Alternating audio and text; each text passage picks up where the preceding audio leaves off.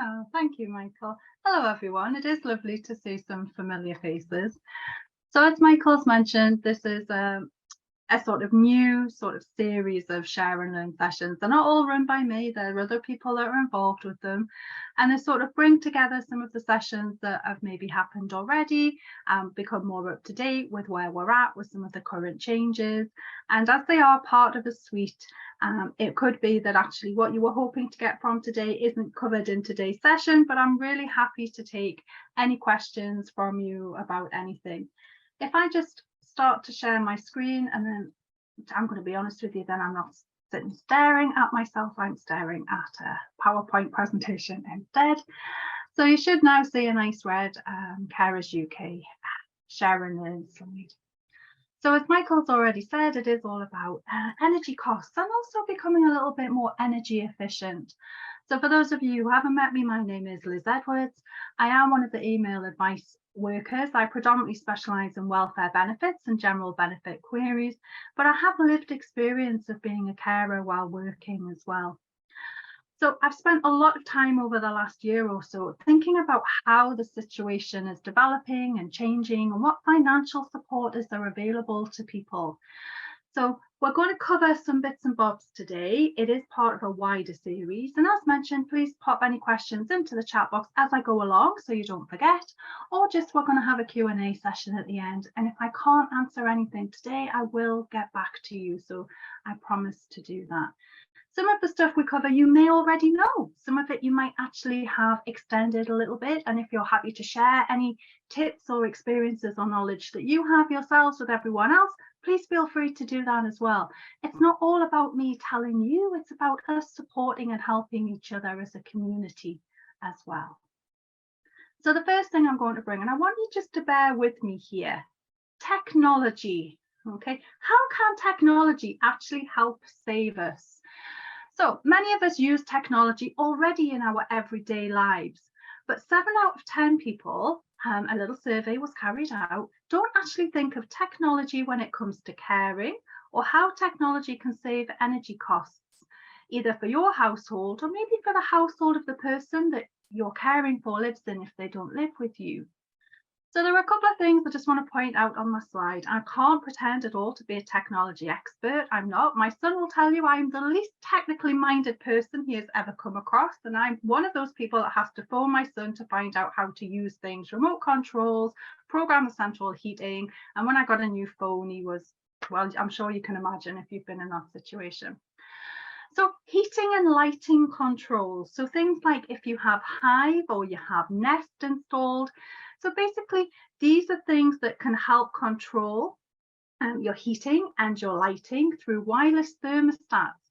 So they're really good at also being motion censored. So if you are going into a room or coming out of a room after a delayed timer, they can turn the energy on, they can turn the energy off. So reducing the amount of energy that's actually being used.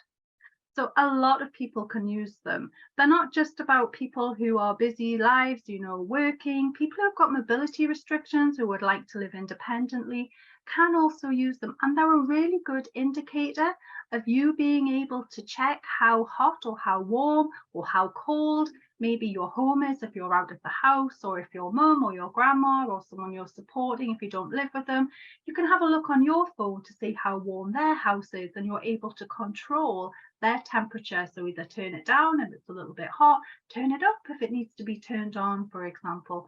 So they're a really good way of actually becoming more energy efficient and more energy smart. Wasn't necessarily, I think, what potentially was in mind when they were developed, but it's a really useful tool to have at your fingertips if it's something that might work for you. I should just say that not all of these are going to work for everyone, but it's just some ideas. Maybe you know someone where it might be suitable for them. The next thing's a smart plug. Now, I didn't actually know what a smart plug was. I started to look into it a little bit. And a smart plug is just a simple way to automate the wired devices in your home. So anything you physically plug into a wall, so maybe a lamp or a fan, you know, you can put a smart plug on and then you can program it to go on or go off at the touch of a button, again on a tablet or a phone. And it also, if you're falling asleep or if somebody does fall asleep, you can do it remotely. You can again set it on a timer to make sure it's not running all of the time through the night, for example. So you can be a little bit more energy efficient using that smart plug there. You can also program them so things only come on at certain times of the day. And that can also be very helpful to make sure that you're not wasting any energy, for example. This one did make me chuckle a little bit. So voice prompt systems. So things like, Alexa, turn on the bedroom fan or turn off the bedroom fan. Again, helping you just think about energy efficiency. Turn the heater on, turn the heater off. It takes a little bit of setting up. You could get them to close the blinds if you had electric blinds in your windows, for example, to keep that warmth in at the end of the day. And then the next generation, again, wasn't something I even knew until my son turned around and said, Mum, did you know that you can actually get smart appliances? So things like washing machines, you can program them to come on at certain times of the day within the thing itself. You can program, what else have we got? Washing machines, fridges, ovens, for example, even microwaves or coffee makers. You can get those programmed as well. So again, get them used during the most energy efficient times. And I'm going to talk a little bit about how you can find your tariffs. For those of you, this might be something you're a little bit more familiar with, smart meters. So the picture, the top second right picture down, that's actually an in-home display that's linked to your smart meter. Your smart meter is normally hidden in the cupboard under the stairs or maybe in your meter box on the outside of your property. So you don't look at that so much. You would look at an in-home display, and they can help you see how much gas and electric that you're using. You can also see if you're using a particular item, if it's a high energy usage item, gives you a little idea of cost. So you can be a little bit more user savvy when it comes to things that we're going to talk about later on, like some high energy usage. So they use a lot of energy for a short period of time versus things that use a lower amount of energy but take a longer time. Smart meters also can help you keep track of your bills, keep track of your payments. And they're also really handy just to give you a little bit of an idea if something is going wrong. We're not able to read our meters on a daily basis. For some of us that's really tricky, but you can just keep track of your smart meter and it will let you know, for example, if on Saturday there was a big peak in your energy usage and you think, well, actually, what happened that day, and then it turns out the fridge door was left open or the landing light was left on overnight or something like that. You can go back and track if something has been left on, maybe a light in the cupboard under the stairs or something like that. Technology can also help us, and this is something that we may probably already do, but we haven't actually realized. So energy comparison sites, shopping comparison sites, maybe insurance comparison sites, using a site to double check that we're actually paying the best for our groceries. We might have a little shop around and see that one grocery provider is doing free delivery, or they've got a special offer on something that you buy a lot of, and you can check that online before you travel. A lot of big supermarkets now do free delivery slots at certain times of the week.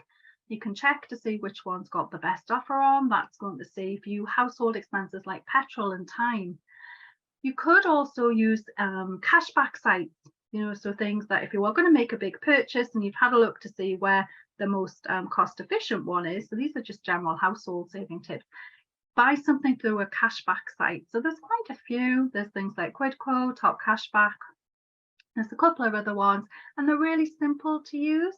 So it might be that actually it's worth just checking on the internet. Is there any discount codes? Is there any cashback that I can get? Am I actually paying the best price? And I know this sounds like a bit of a faff. My mum had been with the same insurance company for about 15 years, and she said that she was a reliable customer. She was acknowledged by the company for being someone who had been there for a long time, that she got loyalty bonuses. And so I had a look to see how much insurance quote I could get. I used one of the comparison sites. And so she was going to be paying something like £750 a year, end terrace, 2-bedroom, nothing, over exciting with it. They're saying £750 for comprehensive and building insurance. And then we had a look, and it was actually, I could get for £220. But she said, is that a company who is going to be recognised? And it turned out that it was, and she'd seen the adverts on the TV. She was actually really happy. She saved £500. She was over the moon, so little things like that can really help us. So technology and equipment, it is a way that can really help us think about saving energy costs, but also help us just be a little bit more mindful that we're not always paying the best deal for everything. And if that isn't something that you feel confident doing yourself, is there a friend or a family member who can help and support you, for example? So there are quite a lot of things that are going on there. Don't look at that last picture on the slide, because that's quite scary, isn't it? Thinking that your TV and your other bits and bobs are all connecting to the internet. They don't have to be, but they might be if that's how you choose to live your life. So a little bit more practical now for some of us. If you've been on one of my sessions before, I have, it's a bit of a mantra. It's like register, register, register. Have you registered everywhere that you can possibly register? So when it comes to things like energy costs and energy savings, small things really can add up to significant savings. So some of these suggestions I'm going to make, you may have already heard me suggest before, but it's really important that your energy providers, they all know that you have someone in your household who potentially is vulnerable, or is a young person, or is an older person, and they would be eligible for something called the Priority Service Register. So this would apply if you live in England, Scotland, or Wales. I've included links in all of the slides, and you will get a copy of the slide, so you can click the link and it will take you to where you can find out more about it. So the Priority Service Register, it's free. It's provided by all energy suppliers and network operators in England, Scotland, and Wales, and they provide additional services. They provide a lot of additional services.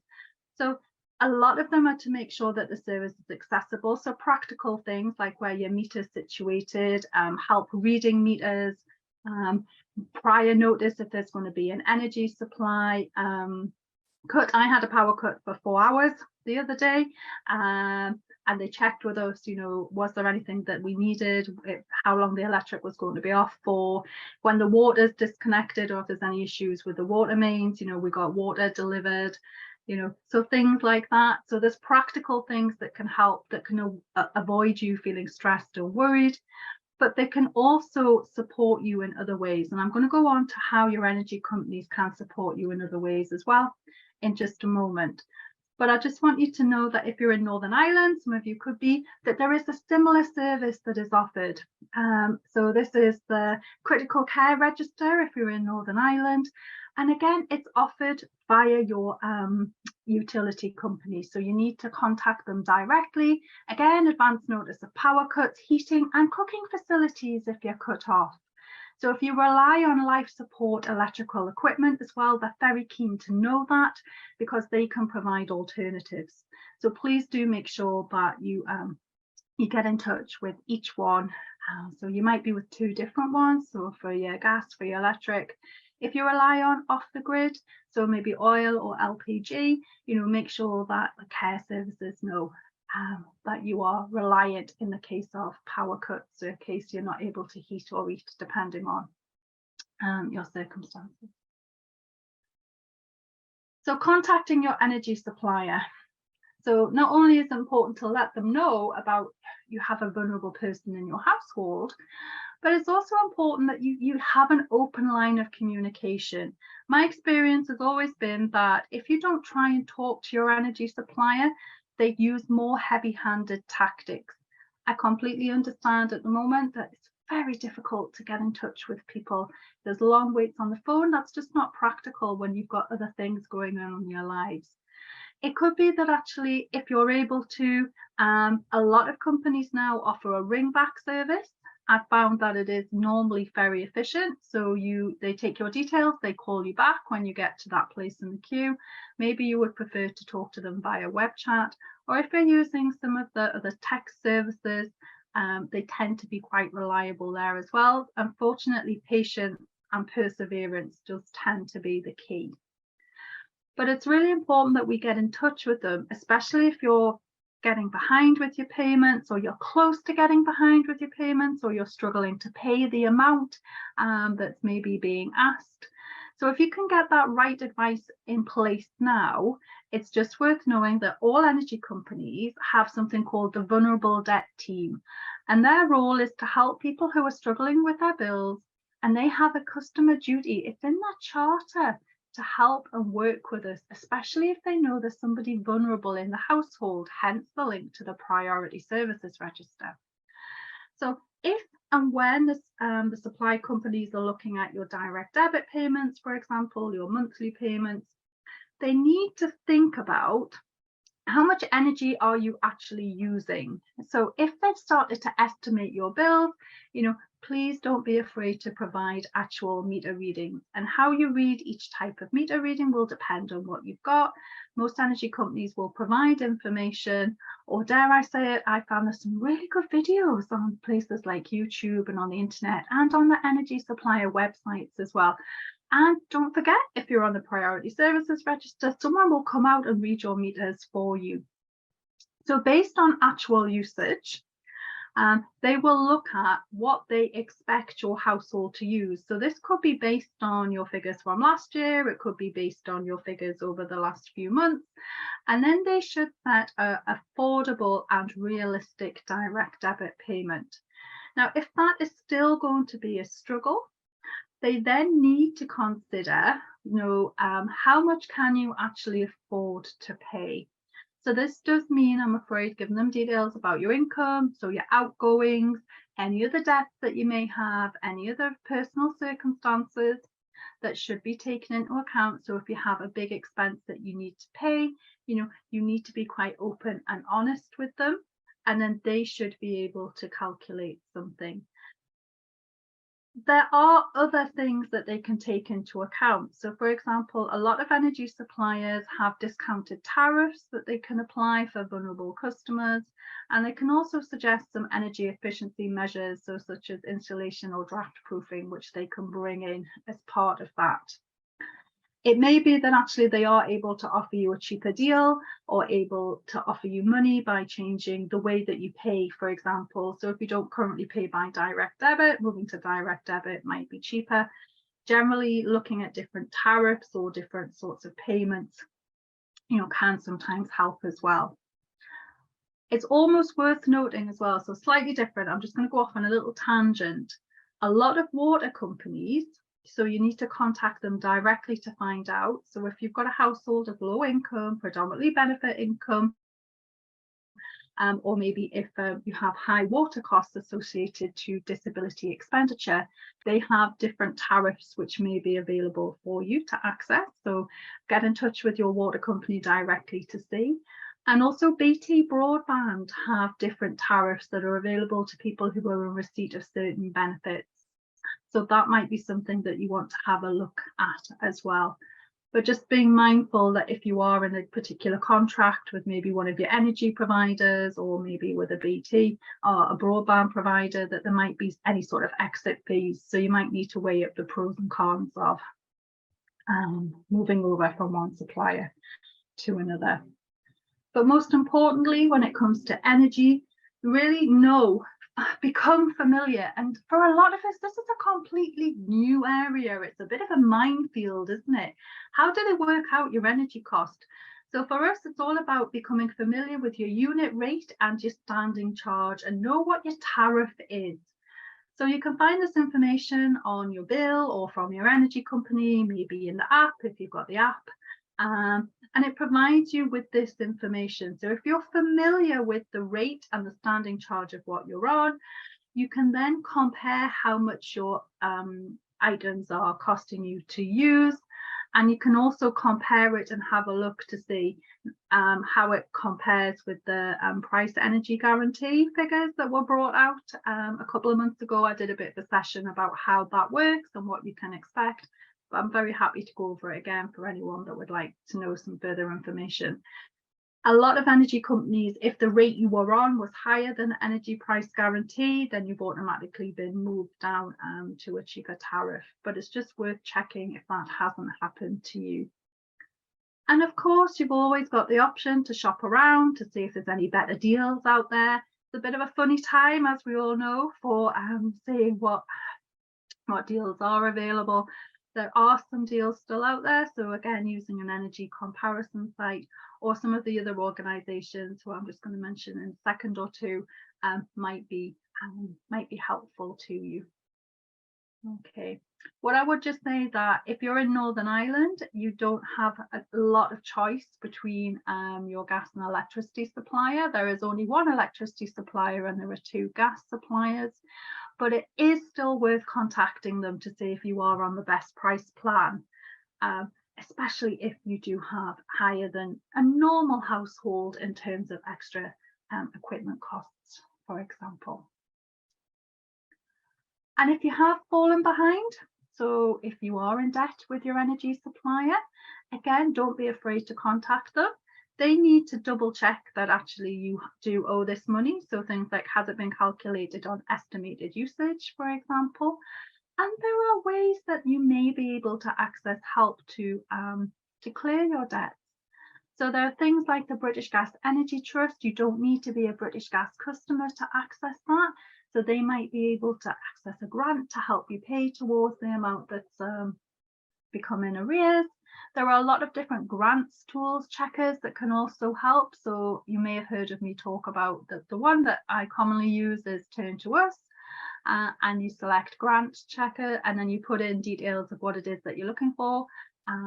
It will ask any details about your current circumstances. They'll also go and say, you know, have you got any previous occupations? So if you ever worked in hospitality, have you ever worked down the coal mines? Have you ever worked on the land? Have you ever been a teacher or an accountant or something like that? Ever worked in a shop?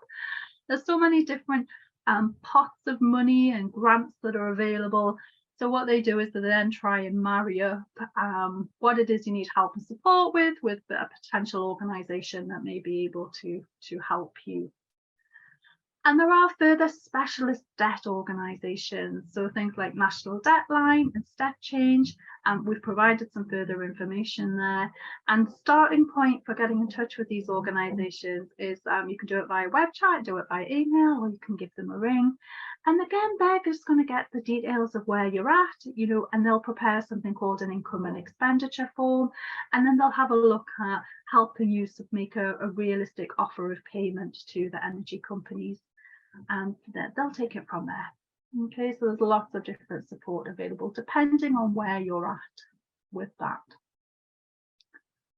There are some companies who specialise completely. I'm not an energy advisor. I do a lot of energy work, but I'm not a specialist trained energy advisor. But the charity Scope offer free energy and water advice to people who are disabled, have long-term health problems, and can really help them manage their energy and water needs. So they include practical advice about energy and water efficiency, for example. They can provide help and support you with accessing benefits, grants and trusts. They can look at, are you on the right type of meter for your property, for example? They can help you access fuel vouchers. I couldn't say that there. Fuel vouchers if needed. They can help you if you need to contact or complain to your supplier. Really important one.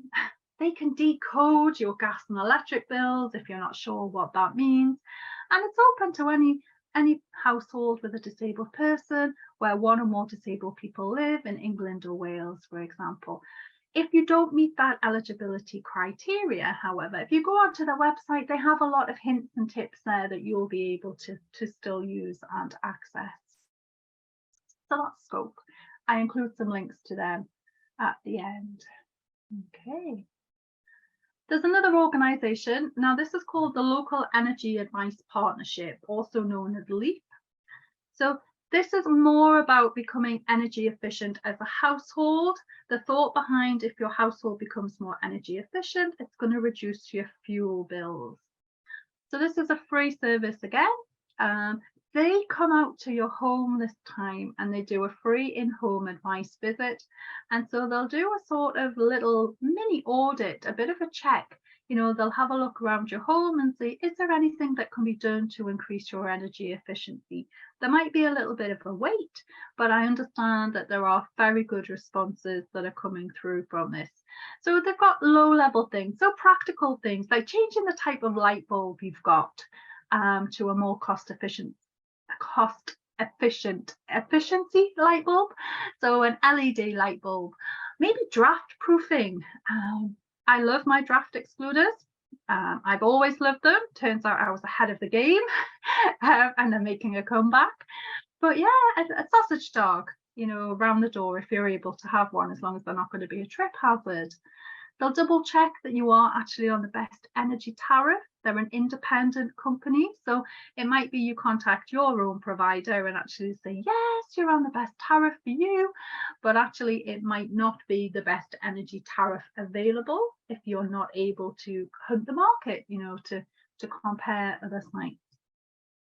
And they can help again with funding for other energy saving improvements.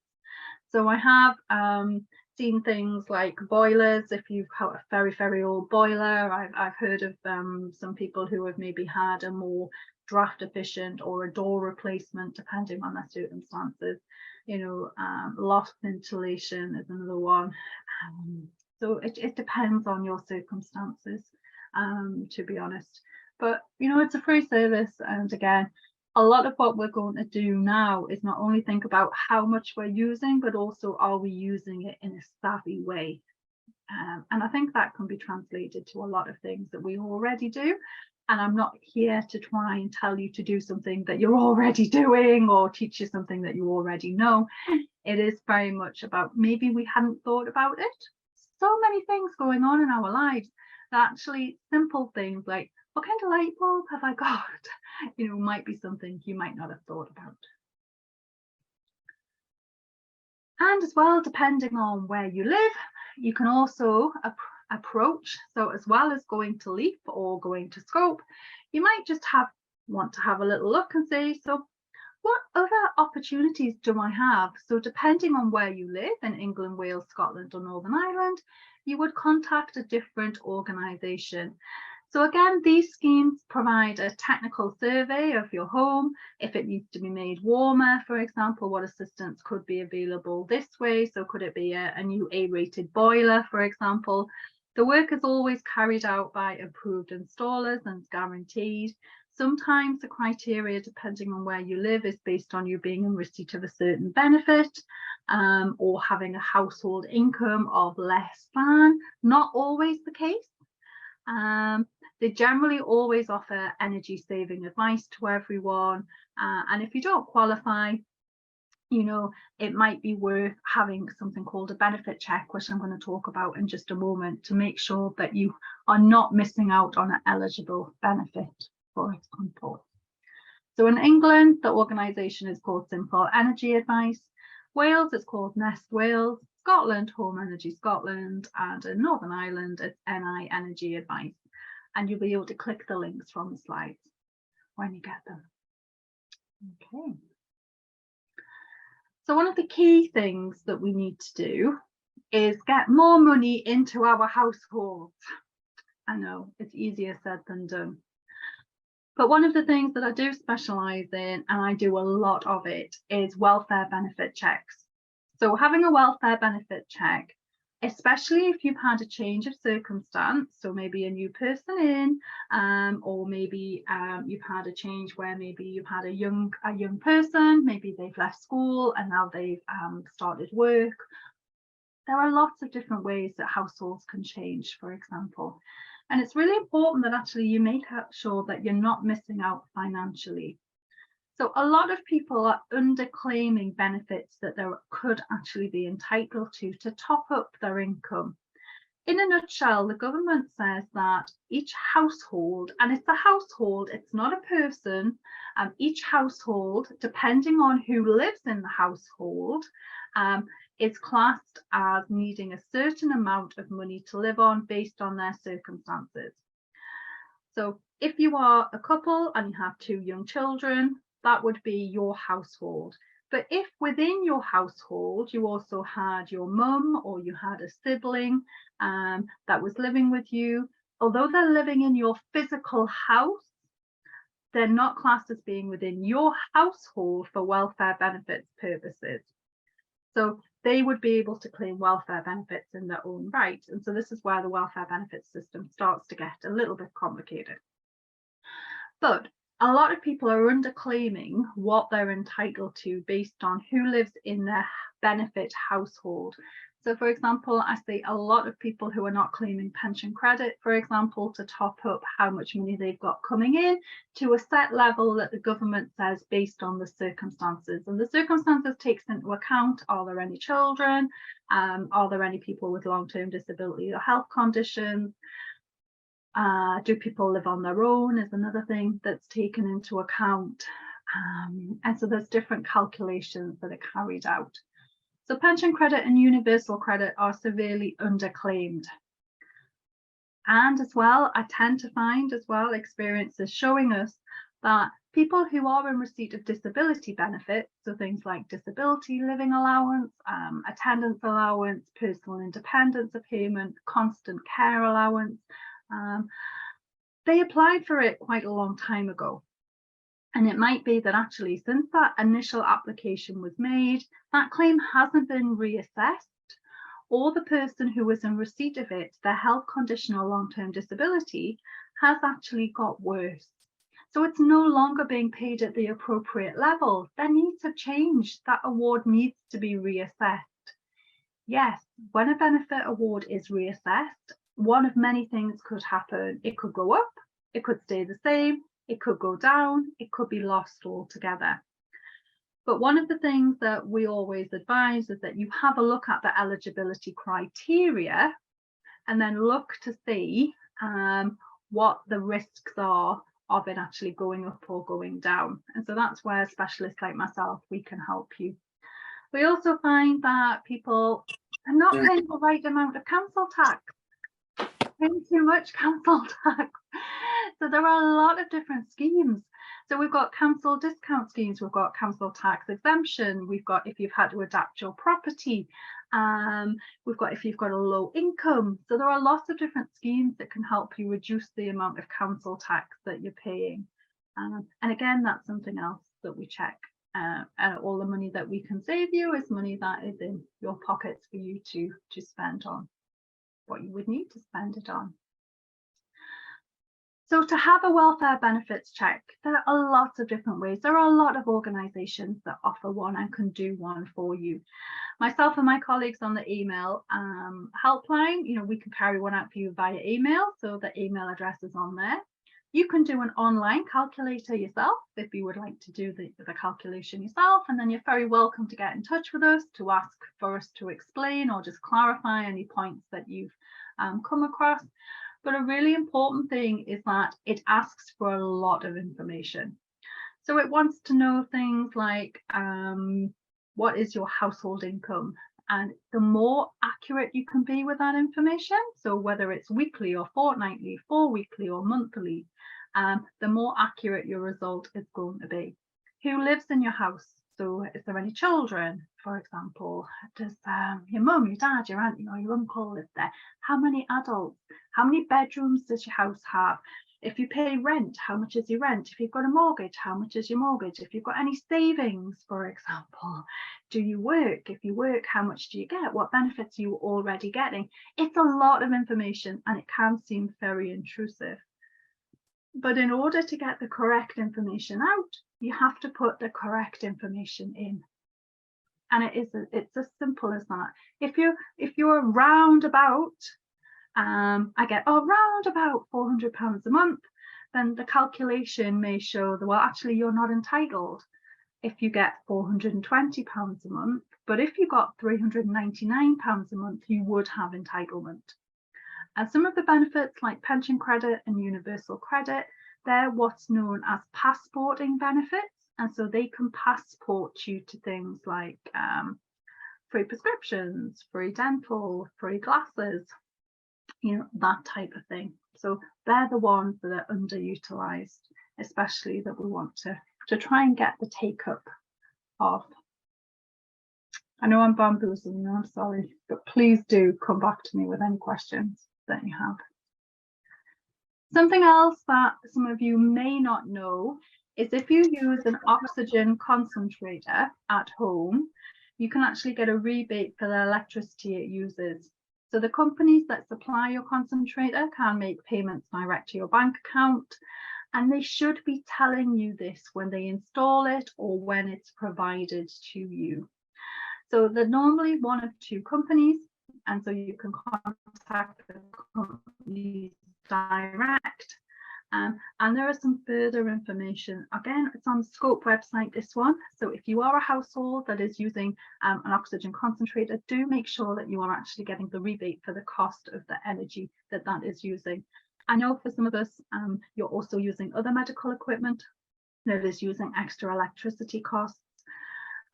There isn't a rebate as such available for those, but a starting point if you are using oxygen or oxygen concentrators would be this one, and then looking to see if there's anything else through the grant system that could help with extended costs. And of course, if you've been on one of my sessions before, you've had a lot of this information in a lot of detail, and for that I do truly apologize. However, the time has now come that these payments have actually started to be paid, and so it's really important that you are not missing out on them. So it's time to check your eligibility and to make sure that you haven't missed out on any. Because some of them have started to be paid already, if you haven't received it and you were actually eligible for it, there are forms and there are websites where you can directly contact the Department of Work and Pensions to report a missing payment, or to His Majesty's Revenue and Customs now, if you are missing a cost of living payment, for example, because you're in receipt of tax credit. So the ones that are starting now are things like the winter fuel payments. They're just going to start to go into payment. So these are the ones where each household where you're eligible for a winter fuel payment already is going to get an extra £300. Depending on your eligibility, so with a winter fuel payment, it's based on your age. And if you are over state pension age, depends on the amount you get, but they're just starting to be paid. They're going to be paid from November onwards to January. We've got, let's say, cold weather payments will only kick in if it gets really, really cold, but it's just worth knowing that they are there as well. They're an extra £25 per cold weather period. The warm home discount is one that is just about to open. So for those of you who are maybe familiar with it last year, that was a payment of £140 that was paid directly from your energy company if you were in receipt of certain welfare benefits. That scheme has been completely shook up. The way that you're eligible for it has changed. The payment amount has gone up to £150. Unless you're in Scotland, you don't need to apply for it. It's going to be paid automatically to you. And it's taken now into account, if you win the broader group last time, it's taking into account something called high energy costs. Now, high energy costs isn't what you would think it is. It's based to do with the kind of property you live in. So the energy companies and the Department of Work and Pensions and the government have all got together and they have worked out a scheme which applies criteria to the house that you're living in. So things like the floor area, the property age, the property type. And if you are a low income household, so as described by the Department of Work and Pensions, because you're in receipt of something like universal credit, and you live in a household which is described as a high energy household, then you will receive this £150. The scheme's just about to go live. The final details haven't been finalised. It's one to watch out for. It is a little bit controversial because of the changes that have happened from last year, but I will keep you informed. I will absolutely keep you informed. Okay, there we go. Let me just see. Warm Home opens for applications for Group 2 on the 14th of November. Are you in Scotland, Debbie? No? Okay. Might just be worth watching that one because they're supposed to be paid automatically to people who are automatically eligible. But that could change. That could change. warm payment will be automatically already on it. The warm weather payment, so you're talking about the warm home discount, Dorothy? Again, there's been a huge shake-up. If you're on pension credit, then you're automatically going to be paid it. For those of you who are not on pension credit and you're not in Scotland, you've got the new criteria of having to meet the warm home criteria, as well as being a receipt of a qualifying benefit. There is a discretionary fund, but the eligibility criteria for the discretionary fund, as far as I know, hasn't been announced. But that is something that I'm doing a session on a little bit later. So by then, hopefully, it will all have become clear. And those of you who have got your payments, please come and tell me, and then we can share that good news with everyone else. The cost of living payments, the first one was paid earlier on, so around about September into October. The second ones are due to start to be paid November and into December. So these are the payments. It was a £650 payment. It was split into 2 installments based on a qualifying criteria date. One was earlier in the year. The second date was announced in September. You didn't have to receive the first one in order to receive the second one. The £400 energy grant, that's already started to be paid, and this is the energy companies are providing you with either £66 or £67, depending whether it's the first month or subsequent month, and it depends on how you pay. So if you're paying by direct debit, they're either putting the money direct into your bank account or they're reducing the amount of your direct debit. If you've got a smart meter, they're topping up the smart meter remotely. If you've got a prepayment meter, they're either sending you a text or a letter out to go and get a voucher. And again, each energy company is doing it slightly differently. If you don't have electricity or gas, or if you're using oil, local authorities do have schemes where you can get in touch, and there are vouchers that are available through the energy grant scheme, but it isn't for £400. So that's just worth having a look if you've got oil, or if you're it's called off-grid, if you're off-grid, for example. If you're in Scotland, there's the Child Winter Heating Assistance payment, which is about to go live. The qualifying date has already been announced for that, so the payments are going to be automatic. They're paid into the bank account of the disability benefit of the child that you're getting. And if you're in Wales, the Welsh Winter Fuel Heating Assistance Scheme, the Welsh Winter Fuel Support Scheme, to provide heating assistance is back. That has increased. It's gone up to £200. That's in addition to the fuel payment schemes that are offered by the UK government. Again, there's certain qualifying criteria for that, so things that you've got to be in receipt of a certain benefit, but your disability benefits are included in that. So a carer's allowance is included in that as well. But you have to apply for that, and you can apply for that through that link, which will take you to your local authority link, and then you can apply for it directly from then.